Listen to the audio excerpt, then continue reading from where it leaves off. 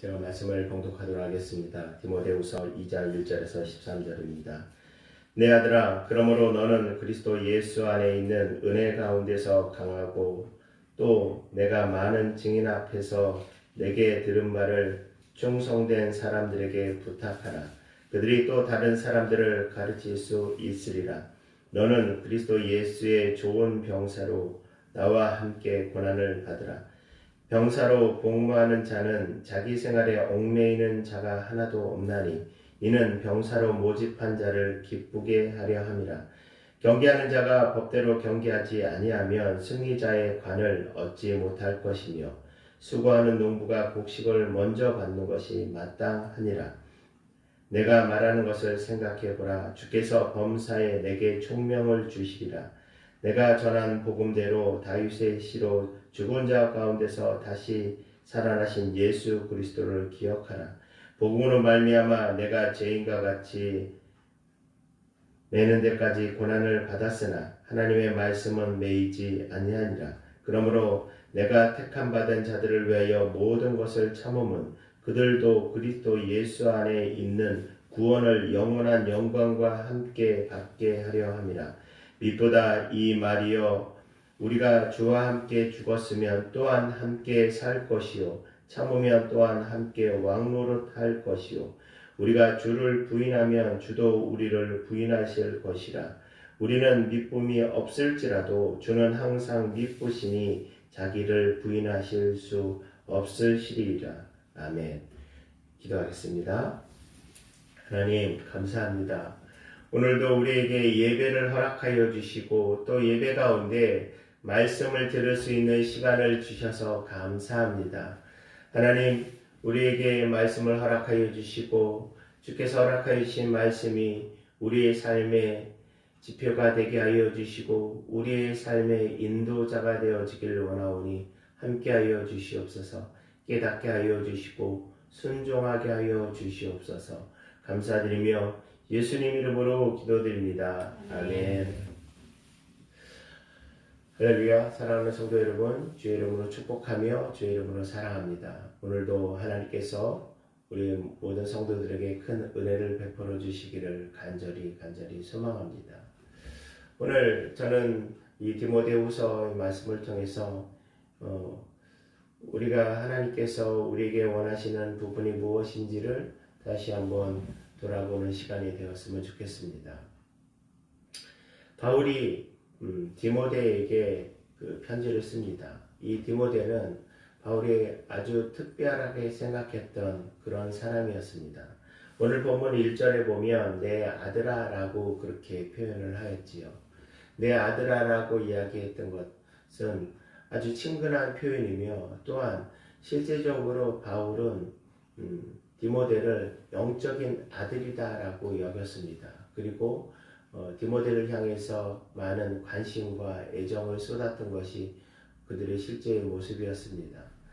그 영적 아들인 디모데에게 오늘 바울이 권면하는 부분이 있습니다. 그것이 오늘 13절까지 읽은 내용의 부분인데 오늘 바울이 사랑하는 아들, 너무나 친근하고 애정이 깊은 그 아들에게 바라고 또 이야기하는 것이 무엇인지, 오늘 바울이 디모데에게 행했던 이 말씀은 사랑하는 하나님께서 우리 사랑하는 자녀들에게, 사랑하는 주의 백성들에게 동일하게 말씀하시는 그 부분이라고 생각되어집니다. 2절에 보면, 2절의 말씀을 읽어보면 또 내가 많은 증인 앞에서 내게 들은 바를 충성된 사람들에게 부탁하라. 그들이 또 다른 사람들을 가르칠 수 있으리라. 이것이 오늘 바울이 디모데에게 부탁한 핵심적인 내용입니다. 이 내용이 무엇입니까? 너가 사람들에게 전하고, 무엇을 전합니까? 예수 그리스도를 전하고, 다르게 이야기하면 복음을 전하고, 그 복음을 전하는 것이 너만 전하는 것이 아니고 너에게 있는 충성된 사람들, 그들에게 그것을 전하는 것을 또 그들에게 또 다른 사람들에게 전하도록 그렇게 네가 해야 된다라는 말을 하는 것입니다. 오늘 이것은 디모데에게만 향한 말씀이 아니고 저와 우리 성도들에게 향한 말씀이 되는 줄 믿습니다. 이것에 대해서 바울은 두 직업을 들어서 디모데에게 핑계대지 않도록 그렇게 이야기를 합니다. 그 직업의 첫 번째 나오는 사람이 병사입니다. 군인이죠. 4절의 말씀을 보면 병사로 복무하는 자가 자기 생활에 얽매이는 자가 하나도 없나니 이는 병사로 모집하는 자를 기쁘게 하려 함이라 라고 그렇게 기록되어 있습니다. 당시의 병사들은 이스라엘 사람들에게 대단히 친근하다 표현보다 늘 가까이 있는 그런 존재였습니다. 왜 그렇습니까? 2000년 전에 그 이스라엘 지역의 상황이 여러 전쟁들이 있었습니다. 특히 로마에 의해서 이스라엘과 여러 나라들이 그 합병이 되어졌기 때문에 그렇기 때문에 그 합병된 나라의 주둔군인 로마의 군인들이 주둔하는 것은 너무나 당연한 일이었지요. 그리고 그 주둔된 군인들이 그 나라들을 다스렸던 것은 또 로마의 정책이었고 당연한 그런 모습이었습니다. 그렇기 때문에 이스라엘 사람들의 입장에서 보면 늘 로마 병사들이 주위에 있었습니다. 어떤 일이 발생하면 그 로마 병사들이 그 일들에 대해서 처리하거나 때로는 진압하거나 때로는 무력을 사용하는 그런 모습들이 있었기 때문에 그렇습니다. 그 사회에 그렇기 때문에 군인들의 존재, 병사의 존재들은 대단히 그렇게 큰 힘을 가지고 있었습니다. 그래서 성경에서 보면 백부장의 자리가 나오고 천부장의 자리가 나오는데 백부장이 무엇입니까? 백부장은 100명의 부하를 갖고 있는 사람이 백부장입니다. 그러면 우리가 생각할 때 100명이라는 사람이 그렇게 많지 않지 않습니까? 그런데 이 백부장이라는 이 모습은 이 백부장이라는 이 위치 지위는 대단한 영향력을 가지고 있었습니다. 제가 이렇게 말씀드리는 이유는 이렇게 백부장이 이렇게 큰 힘을 갖고 있는 이유는 당시에 그 군인들의 역할이 크기 때문에 그렇다는 거죠. 당시에 이 병사들, 군인들이 사람들 가운데서 많은 영향력을 미치고 또 사람들 가운데 그렇게 속해서 살았기 때문에 그렇습니다. 제가 왜 이렇게 말씀을 드리냐면 이 군인들이 그 사람들에게 친숙하게 있기 때문에 군인들의 모습에 대해서 잘 알고 있는데 군인들이 누구를 위해서 충성하느냐라는 아주 간단한 질문을 하고 있는 겁니다. 제가 앞에서 조금 설명을 길게 했던 이유는 너무나 당연하게 생각했던 그 부분에 대해서 정말 당연한 것을 바울이 디모데에게 설명을 하고 있다는 거지요. 왜 그렇게 설명을 하고 있을까요? 너무나 당연한 것을 통해서 바울이 디모데에게 확실하게 이야기하고자 했던 부분이 있습니다. 그 질문한 내용의 핵심은 그 군인을, 그 병사를 모집한 그 사람을 위해서 그 병사가 존재하는 것 아니냐라는 질문을 하기 위한 것입니다. 그러면 오늘 디모데는 누구에게 모집당한 사람입니까? 누가 디모데를 뽑았습니까? 디모데는 누구에게 충성해야 되는 사람입니까? 당연히 하나님 아버지 아니십니까? 그렇다면 오늘 하나님의 백성인 우리들은 누가 뽑았습니까? 우리들은 누구의 말을 들어야 됩니까? 우리들은 누구에게 충성을 해야 됩니까? 너무나 당연하게 하나님 아버지께 충성을 해야 되는 것이 우리의 모습이라는 것입니다. 바울이 두 번째 직업을 이야기를 하죠. 경기하는 자에 대해서 이야기를 합니다. 곧 운동선수를 이야기를 하는 겁니다. 당시에는 이스라엘 지역뿐만 아니고 그 이스라엘 주변에 있는 그 지역들이 대부분 운동 경기가 대단히 활발하게 이루어졌던 것을 우리는 알고 있습니다. 그것을 어떻게 알고 있습니까? 올림픽을 통해서 우리가 알고 있죠. 올림픽이 시작되어졌던 근원이 그리스라고 우리가 알고 있는데 그 그리스 지역만 운동 경기가 활발하게 이루어지지 않았습니다. 여러 지역에서 운동 경기가 활발하게, 스포츠가 활발하게 이루어져서 그것에 대해서 관심을 가졌습니다. 스포츠가 활발하게 이루어졌다는 것은, 운동 경기가 활발하게 이루어졌다는 것은 그것을 관심을 갖는 사람들이 많았다라는 얘기 아니겠습니까? 그리고 그것을 관심을 갖는 사람들이 많았다라는 얘기는 그 운동 경기에 의해서 승패가 자기의 어떤 삶에 영향을 미친다라는 거죠. 우리가 좋아하는 어떤 스포츠 경기가 있는데 그 경기가 이기면 내가 그 경기에 참석한 사람이 아닌데 괜히 기분이 좋아지고 그 경기가 지면 괜히 기분이 나빠지죠. 우리가 가장 대표적인 경기가 있죠. 한일전 축구를 하면 사람들이 축구를 평소에 보지 않던 분들도 축구를 봅니다. 그리고 괜히 지면 뭐 대단한 일이 일어나는 것처럼 사실 대단한 일이긴 하지요. 축구를 지면 대단히 실망을 합니다. 그리고 이기면 너무너무 좋아합니다. 어떻게 보면 단순한 거 아닙니까? 운동 경기 축구 선수들이 하는 겁니다. 국가대항전이긴 하지만 그런 것인데 우리가 거기에 그렇게 과몰입할 이유는 없지요. 그런데 실제적으로 우리는 과몰입하지요. 당시에 이스라엘 지역의 모습들도 별반 다르지 않았을 겁니다. 그러면 그 과몰입하면서 어떤 현상이 일어나냐면은 서로 경쟁이 뜨거워지고 치열해지다 보면 누가 이기냐 지냐라는 문제에 대해서 이야기하게 되어집니다. 그 이기냐 지느냐라는 문제가 아주 한순간에 그 상황들이 벌어지는 경우들이 많이 있지요. 그때 어떤 사람들은 이것은 잘못되었다라고 이야기하는 사람들도 있습니다. 그래서 누구를 세우죠? 심판을 세우지 않습니까? 그런데 그 심판이 무엇을 통해서 그 경기를 운영해 갑니까? 규칙입니다.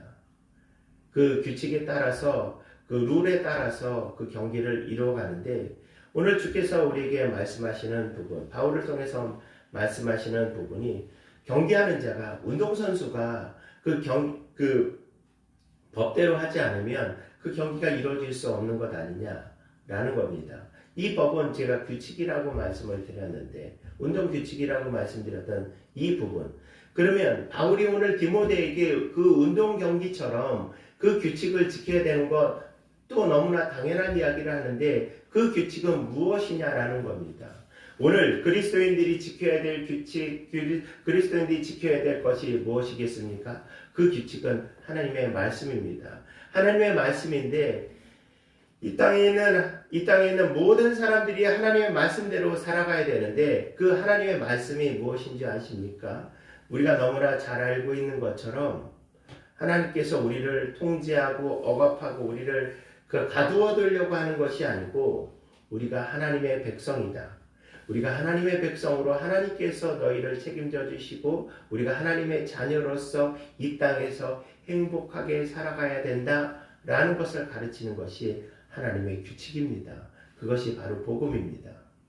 그런데 사람들이 그렇게 살고 있습니까? 사람들이 하나님을 알고 있습니까? 사람들이 하나님을 의지하고 있습니까? 그렇지 않지요. 그거는 경기에서 규칙을 위반하는 행위라는 것입니다. 그러면 우리가 경기에서 규칙을 제대로 하고 그래서 그 경기에 임해서 그 결과를 이루고 그래서 1등이 되어지면 그거에 대한 승리의 면류관을 얻는 것처럼 우리가 이 땅에서 규칙을 가지고 살아가야 되는데 이 규칙은 앞서 말씀드렸던 하나님께서 우리에게 주신 말씀이고 복음이라는 겁니다. 그런데 사람들이 이 규칙에 대해서 어떻게 생각합니까? 이 복음에 대해서 어떻게 생각합니까? 사람들이 하나님의 말씀을 들으려고 하고 있습니까? 지금 세상 사람들이 하나님의 말씀을 들으려고 합니까? 아니, 우리 그리스도인들은 하나님 말씀대로 듣고 그렇게 살아가고 있습니까? 예수님 중심으로 그렇게 살아가고 있느냐라는 거죠. 우리가 예수님 중심으로 살아가고 있지 않는 것은 우리의 모습을 보면 너무나 확연하게 드러나고 있지 않습니까? 내 주위에 있는 사람, 세상에 있는 사람들을 보면 너무나 확연하게 드러나 있는 모습이기 때문에 이것에 대해서 제가 따로 설명을 드릴 필요가 없습니다. 그런 사람들에게 예수님 말씀대로 살아야 됩니다. 하나님 뜻대로 살아야 됩니다. 라고 이야기한다면 사람들이 그렇군요. 맞습니다. 동의합니다. 라고 이야기하고 있습니까? 그렇지 않다라는 거죠. 사람들에게 하나님에 대해서 이야기하면 바로 나오는 반응이 어떤 반응입니까? 지금이 어느 시대인데 21세기의 과학시대에 예수를 얘기하느냐라고 이야기하는 분도 있고요. 당신들이나 똑바로 하십시오 라고 이야기하는 사람들도 있습니다. 교회가 지금 그런 이야기를 할 처지입니까? 교회가 사회적 비난을 얼마나 받고 있는데 예수에 대해서 이야기합니까? 당신들이나 똑바로 사십시오 라고 우리에게 이야기하지 않습니까? 사실 우리가 누구에게 그런 이야기를 하고 싶어도, 예수님에 대해서 이야기하고 싶어도 그것에 대해서 사람들의 반응이 너무나 확실하기 때문에, 어떤 반응이 일어날지를 대충 알기 때문에 우리가 이야기하지 못하는 그 정도의 시대가 되었다라는 겁니다. 제가 예전에 말씀을 드렸는지 모르겠는데, 제가 아는 목사님이 운동을 아주 좋아하는 목사님이 계셨어요. 근데 그분이 운동을 하면서 그 대학교 옆에서 교회를 개척하시고 그 대학생들에게 이제 복음을 전하는데, 원래 운동도 좋아하시고 그래서 또 그 대학생 젊은 친구들하고 운동 경기하고 그러면 그 친구들하고도 이렇게 교제하기가 쉬워지잖아요. 그래서 농구도 하고 또 원래 운동도 좀 좋아하고 잘했기 때문에. 그런데 이분이 농구를 꽤 잘하셨대요. 근데 어느 날 내가 탁구를 한번 배워야겠다라고 생각을 했답니다. 그래서 탁구장에 갔대요. 근데 그 탁구장 탁구를 가르치는 선생님이 한 달 동안, 아니 한 달이라고 얘기나 했으면 모르겠는데, 그냥 그 서브 하는 거 있잖아요. 탁구할 때 이렇게 그 손을 휘두르는 거 있지 않습니까? 그 자세를, 한 가지 자세를 계속 하라고 합니다. 공을 치는 게 아니고 그 자세만 하라고 그럽니다. 근데 자기 혼자 배운 게 아니고 이제 몇 사람이 그 탁구 교실에 가서 그것을 배우는데, 한 달 동안 공을 한 번도 못 치고 그 자세만 그렇게 하라 그러니까 사람들이 너무 재미없잖아요. 그래서 한 명, 두 명 빠지기 시작합니다. 우리 한 달이 지났는데 이 목사님도 너무나 힘드니까 아니 좀 다른 걸 좀 가르쳐 주시면 안 되냐고. 그러니까 이번에는 무슨 자세를 가르쳐 주냐면 백핸드 하는 자세 있죠. 이렇게 옆으로 하는 그 자세를 또 한 달 동안 하라고. 나중에 보니까 또 한 달 동안 그 자세만 했던 거예요. 그런데 그 목사님이 나중에 그런 말씀 하시더라고요. 자기가 그 자세가 그냥 가만히 있어도 탁구를 치다가 어떤 자리에도 그 자세가 똑같이 나오더라는 거예요. 그래서 웬만한 공은 다 봤는데요. 그래서 실제적으로 그 아마추어 대회, 프로 대회는 안 되겠지만 아마추어 대회에서 아주 상을 여러 번 받으셨다라는 얘기를 들었습니다. 제가 왜 이 말씀을 드리냐면, 사람들은 규칙이 중요하다는 걸 알아요. 법이 중요하다는 걸 알아요. 원칙이 중요하다는 걸 알아요. 무엇이 우리에게 도움이 된다는 걸 너무나 잘 알고 있습니다. 그런데 그렇게 하라 그러면 우리의 제대한 모습이 그것에 대해서 받아들이지 않고 있다는 겁니다. 복음에 대해서는, 예수님에 대해서는 우리가 그것에 대해서 받아들이지 않는 모습이 우리의 모습입니다. 사실 그것이 정상이 아니지만 그것이 정상적인 모습처럼 그렇게 보일 정도로 사람들은 하나님에 대해서, 예수님에 대해서 너무너무 싫어하는 모습이 우리 가운데 있다라는 겁니다. 2차 세계대전을 일으켰던 히틀러 있지 않습니까? 히틀러에 대해서 잘 알고 계시죠? 그런데 히틀러에 대해서 많은 사람들이 저항을 했었습니다. 독일이 2차 세계대전을 일으키고 또 히틀러가 그 전쟁을 일으켰을 때 안타깝게도 독일 교회가 그것에 대해서 잘못했다라고 이야기하지 않았습니다. 여러분, 독일 교회는 아주 전통이 있는 전통이 있습니다. 교회사를 보면 독일 교회는 엄청난 전통을 갖고 있는 나라가 독일입니다. 그런데 히틀러가 2차 세계대전을 일으키고 많은 사람들을 학살할 때 독일 교회는 그것에 대해서 아무 이야기하지 않았습니다. 오히려 많은 목회자들이 그것에 대해서 찬동하거나 그것에 동의하였습니다. 그런데 그런 사람들이 전부 있었던 것이 아니고, 또 일부의 목회자들은 히틀러가 그 전쟁을 일으킨 것, 또 어떤 그런 부분들을 잘못했다라고 이야기를 합니다. 그 중에 어떤 분이 보네퍼라는 목사님입니다. 이 사람은 실제적으로 히틀러를 암살하려고 했었던 사람입니다. 그런데 그것이 사전에 발각되어지고 실패가 되어졌고 그래서 감옥에 갇히게 되어졌고 2차 세계대전이 끝나기 직전에 독일에서 사형을 당했던 목사님입니다. 그런데 이분이 그런 말씀을 하셨습니다. 내가 감옥에 갇힌 것에 대해서는 별로 그렇게 또 죽음을 앞두고 있는 그런 모습에 대해서는 크게 대단하게 생각하지 않지만 아쉬워하지는 않지만 하나 아쉬운 것이 있다. 무엇이냐면 내가 히틀러에게 복음을 전하지 아니하였다는 사실이다. 라는 이야기를 하였습니다. 우리는 세상에 살면서 사실 복음에 대해서 우리는 잘 알고 있고 우리가 이미 들었기 때문에 우리는 알고 있지만 세상에 많은 사람들이 그것을 듣지 못하고 또 그것에 대해서 그 복음을 통해서 살아가는 모습에 대해서 알고 있지 않다는 겁니다. 그리고 그 세상 사람들에게 복음을 전하면은 이렇게 많은 거부감과 고통이 우리에게 따라옵니다. 그래서 성경에서는 이것에 대해서 이미 우리에게 말씀하고 계십니다.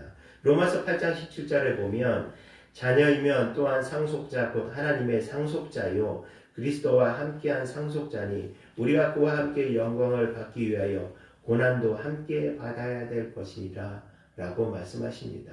사랑하는 성도 여러분, 우리는 상속자입니다. 우리는 하나님의 자녀입니다. 하나님 앞에 복을 받아야 될 자들입니다. 또 하나님께서 우리에게 복을 내려주십니다. 그렇기 때문에 우리가 하나님 앞에 기도할 수 있고 하나님 앞에 요청할 수 있는 것 아니겠습니까? 그런데 자녀이면 자녀로서 복을 받는 것뿐만 아니고 하나님 앞에서 우리가 함께 고난을 받아야 된다는 겁니다. 그 고난이 무엇이겠습니까? 복음을 전할 때 우리에게 찾아오는 그 어려움입니다. 그리스도인으로서 살아가는 데 있어서 우리에게 필수적으로 찾아오는 그 어려움이 바로 우리에게 고난이라고 이야기합니다. 그런데 이 고난에 대해서 누구에게나 저에게도 마찬가지입니다. 모든 사람들에게 하나님께서 너는 고난을 받아야 돼 라고 이야기하면 누가 좋아하겠습니까? 누가 힘들어하겠습니까? 그런데 오늘 바울이 이것을 누구에게 이야기하고 있죠? 자기가 사랑하는 아들인 디모데에게 이야기를 하고 있는 겁니다. 그런데 디모데에게 너가 고난을 받는 것만이 아니야. 하나님 앞에 그렇게 하면 하나님께서 너에게 주시는 것이 있어. 그것이 무엇이냐면 두 가지 복을 먼저 이야기를 하고 있죠. 첫 번째 농부에 대해서 이야기를 하고 있습니다. 디모데후서 2장 6절에 보면 수고하는 농부가 곡식을 먼저 받는 것이 마땅하니라. 이 말에 대해서 이 의미에 대해서 모르시는 분이 계십니까? 먼저 농부가 그것에 대해 그 소출에 대해서 받는 것. 당연히 농사 지은 사람이 그것에 대해서 우선권이 있는 거잖아요. 이것이 우리에게 정의가 아닙니까? 이 사람이 농사를 지었는데 옆에 있던 사람이 그 농작물을 먼저 얻었어요. 그러면 그것을 우리는 부정이라고 이야기하고 잘못된 것이라고 이야기를 하지 않습니까? 이것이 세상 사람들이 이야기하는 공평과 정의입니다. 그런데 오늘 바울이 디모데에게 이야기하는 것, 하나님 앞에 먼저 충성한 사람이 하나님 앞에 먼저 복을 받는 것, 그거 너무나 당연한 것 아니냐? 일하지 않으면서 하나님 앞에 복을 받기를 원하는 것, 그것이 잘못된 것 아니냐라고 말씀하시는 겁니다. 반대로 이야기하면 디모데야, 네가 복을 받을 존재야. 네가 하나님 앞에 일을 하기 때문에 너는 먼저 하나님 앞에 복을 받은 존재라는 것을 말씀하고 있는 겁니다. 두 번째에 주시는 복이 무엇이냐면 총명입니다. 7절에 보면 내가 말하는 것을 생각해보라. 주께서 범사에 내게 총명을 주시리라 라고 얘기합니다. 총명을 다르게 우리가 쉽게 표현한다면 지혜입니다. 지혜를 주시겠다라는 얘기죠. 아니 지혜가 얼마나 대단한 겁니까? 없어도 내가 좀 똑똑하지 않아도 세상을 그냥 그렇게 살아가는데 라고 생각하실 수 있겠지요. 무당을 사람들이 왜 찾아갑니까? 사람들이 무당을 찾아가고 점 보는 이유가 어디 있죠? 예수 믿는 사람들도 무당집에 가서 점 보고 그러죠. 미래를 모르기 때문에 그런 것 아니겠습니까? 불확실성 때문에 그러는 거잖아요. 그리고 그것을 아끼기를 원하는 그런 마음 때문에 그러는 것 아니겠습니까? 저는 무당을 찾아가는 것, 그것이 성경에서 잘못되었다라고 이야기하기 전에 그건 전 논리적으로 좀 맞지 않다라고 생각을 합니다. 왜 그런지 아십니까? 아니 그러면 그 무당은 자기들은 왜 그렇게 못 살아요? 그럼 무당집 보셨습니까? 요즘 뭐 부자들 무당 중에서 돈 많이 번 사람들도 있다라 그러는데 그들의 삶이 그 결과가 어떻습니까? 자기 인생을 책임지지도 못하면서 어떻게 남의 인생을 책임지냐고요. 그런데 그것을 떠나서 그 문제는 제쳐두고 우리가 무당을 찾는 이유 앞을 모르기 때문에 또 이 어려움을 어떻게 해결해야 될지 모르기 때문에 그렇기 때문에 하나님께서 총명을 주신다라는 겁니다. 우리에게 지혜를 주시고 그것에 대해서 헤쳐나갈 수 있는 힘이 있다면 우리가 두려울 것이 없지 않겠습니까? 아, 이거는 이렇게 해결하면 돼. 이거는 그 방법대로 해결하면 돼. 라는 그런 그 해결점이 있다면, 해결할 수 있는 방법이 있다면 우리가 두려워할 것이 없잖아요. 그런데 우리가 어려움을 봉착했을 때 가장 두려워하는 이유, 이거를 어떻게 하지? 난 도저히 방법이 없어. 라고 생각할 때 우리가 두려워하고 걱정하는 것 아닙니까? 그런데 하나님께서 그 방법을 해결해 주실 수 있는 총명을 우리에게 허락하여 주신다라는 것입니다. 그런데 이것만이 아닙니다. 또 있습니다. 11절에 보면 밑보다 이 말이요 우리가 주와 함께 죽었으면 또 함께 살 것이요 함께 살 것이라는 것이 중요합니다. 함께 누구랑 함께 삽니까? 하나님이 우리와 함께 사시겠다라는 겁니다. 우리 부모님들이 그렇게 이야기를 많이 하십니다. 내가 우리 애들 때문에 내가 살아. 내가 우리 애들 때문에 참어. 이런 말 하잖아요. 실제 그렇지 않습니까? 그 이야기를 조금 더 확대하면 내가 가족 때문에 내가 조금 더 견디고 조금 더 힘을 내고 조금 더 참는 거야 라고 그렇게 말할 수 있지요. 그것처럼 오늘 하나님께서 나의 가족이 되어주신다라는 겁니다. 우리가 함께 사는 사람이 가족이잖아요. 함께 살아가는 그 가족이 되어준다는 것은 가족으로서 하나님께서 내가 너를 책임져 줄게 라는 말씀입니다. 또 있습니다. 12절에 보면 참으면 또한 함께 왕노릇할 것이요 우리가 주를 부인하면 주도 우리를 부인할 것이라. 하나님 앞에서 우리가 왕노릇할 것이다 라고 합니다. 왜 우리가 왕노릇할 줄 아십니까? 왕 노릇이라고 그랬죠. 왕이 아니라고 그랬죠. 왜 그러냐면 우리는 왕이 아니기 때문에 그렇습니다. 왕은 누구십니까? 하나님이십니다. 그런데 우리가 하나님의 자녀가 되었잖아요. 하나님의 양자가 되었잖아요. 원래 하나님의 자녀가 아닌데 우리가 양자로 드림을 받은 거랑 똑같이 양자가 되었지 않습니까? 그러면 왕의 권한을 누릴 수 있는 자녀가 되었다는 얘기입니다. 얼마나 대단하고 놀라운 일입니까? 우리가 하나님의 일에 대해서 하나님 앞에 그렇게 대단한 것도 아니지만 하나님 앞에 충성했을 때 하나님 앞에 우리가 복을 받는데 우리가 우선권을 받고요. 총명도 얻고요. 하나님께서 너를 끝까지 책임져 주시겠다라고 말씀하시고요.